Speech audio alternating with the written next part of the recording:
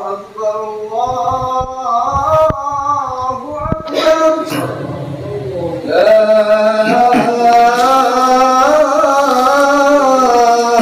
إله إلا الله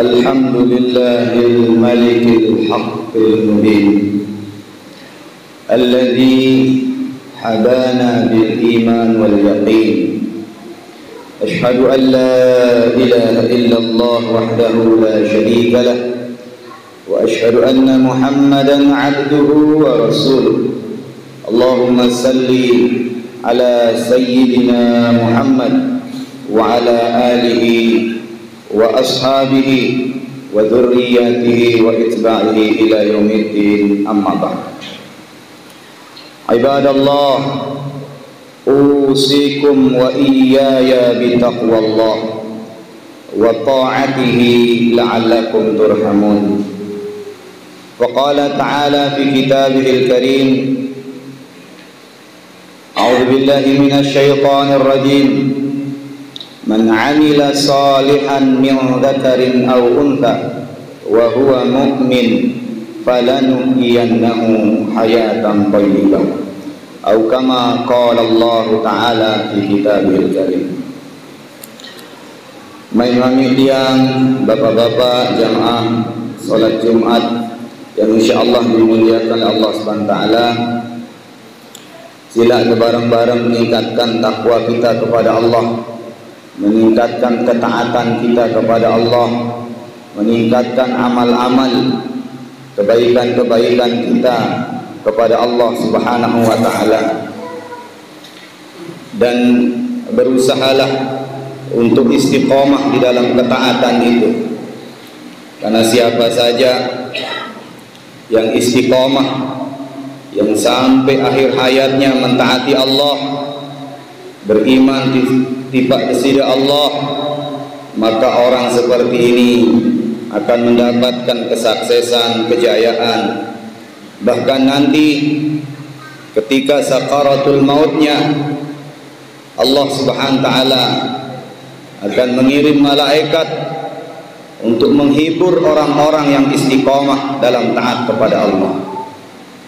Allah mengirim malaikat ketika sakaratul mautnya untuk menghibur dengan istiqomah sampai akhir hayatnya taat kepada Allah, sehingga dia tidak merasakan sakitnya sakaratul maut. Allah Subhanahu wa taala jelaskan dalam Al-Qur'an, A'udzu billahi minasyaitonir rajim. Innal ladzina qalu rabbuna Allah tsumma istaqamu tatanazzalu 'alaihimul malaikah alla takhafu wa la tahzanu. Jadi Allah Ta'ala berfirman, sesungguhnya orang-orang yang meyakini bahwa Tuhannya adalah Allah, yang beriman kepada Allah, yang taat kepada Allah, dan ketaatan ini sampai mati dia terus taat kepada Allah. Tsumastaqamu, sampai dia istiqomah. Makna istiqomah kata ulama, dia taat sampai akhir hayatnya. Maka ketika dia sakaratul maut, tatanazzalu alaihimul malaikah, Allah akan menurunkan para malaikat untuk menghibur dia, untuk menampakkan kebaikan-kebaikan selama hidup di dunia, sehingga dia tidak merasakan sakitnya sakaratul maut, saking senangnya melihat kebaikan-kebaikan selama dia hidup di dunia. Ada satu kisah di zaman baginda Nabi sallallahu alaihi wasallam. Kana ahadu sahabati Rasulullah sallallahu alaihi wasallam ala firashil maut fanataqa bi thalathi kalimat. Ada seorang sahabat di zaman Nabi. Sahabat ini namanya Sayyidina Sya'ban radhiyallahu taala anhu. Sayyidina Sya'ban ini ketika sakaratul maut, dia mengucapkan 3 kalimat. Orang bersyahadat tetapi dia katakan laitahu kana ba'idan laitahu kana jadidan, laitahu kana kamilan. Terus sampai nyawanya keluar dari jasadnya, dia mengucapkan berulang-ulang kalimat yang tiga itu. Ternyata Sayyidina Sya'ban ini adalah sahabat paling jauh balen di kilangan masjid. Itu diceritakan sampai 3 jam kalau dia jalan kaki dari rumahnya ke masjid. Sampai sahabat katakan, sahabat-sahabat, Sya'ban, kau gunakan onta saja biar tidak capek kau jalan. Sya'ban, kau gunakan saja tanah di samping masjid ada yang kosong. Kau pindah biar tidak seperti itu kau jauh. Apa kata Sya'ban? Sahabat-sahabatku, sekiranya kau tahu fadilah keutamaan melangkahkan kaki ke masjid, ini masih dekat, kata Sya'ban. Maka dan Sya'ban ini dalam seumur hidupnya tidak pernah meninggalkan sholat berjamaah di masjid, walaupun rumahnya itu perjalanan 3 jam dari rumahnya ke Masjid Nabawi, Masjid Nabi SAW. Namun suatu ketika 3 hari sampai 4 hari dalam hadis dikatakan Sya'ban ini tidak pernah naik sholat. Lalu Nabi datang ke rumahnya, ternyata bertemu dengan istrinya. Mana Sya'ban, kenapa tidak pernah ke masjid? Maka kata istrinya, wahai Rasulullah, suamiku telah tiada, suamiku sudah meninggal dunia. Kenapa kau tidak kabari aku, kata Nabi. Maka karena jauh rumahnya, karena cuma berdua dengan istrinya, tidak ada sempat untuk memberitahu baginda Nabi SAW. Maka Nabi tanya, apa kejadian yang kau lihat, kau dengar ketika sakaratul mautnya suamimu?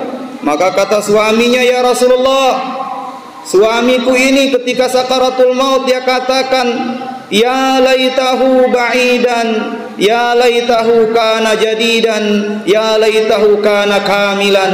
Terus sampai dia wafat, sampai menghembuskan napas terakhir.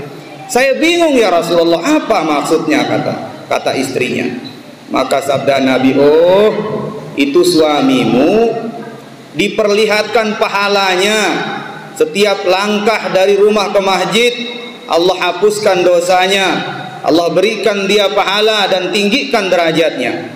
Kalau 2000 langkah, 2000 derajat, 2000 pahala, 2000 dosa diampuni Allah.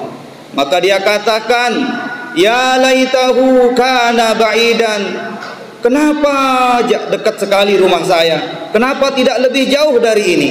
Allah, kenapa tidak lebih jauh, kenapa tidak lebih jauh? Kemudian kata Rasulullah, dulu Sya'ban ini, suamimu ini pernah melihat orang fakir miskin.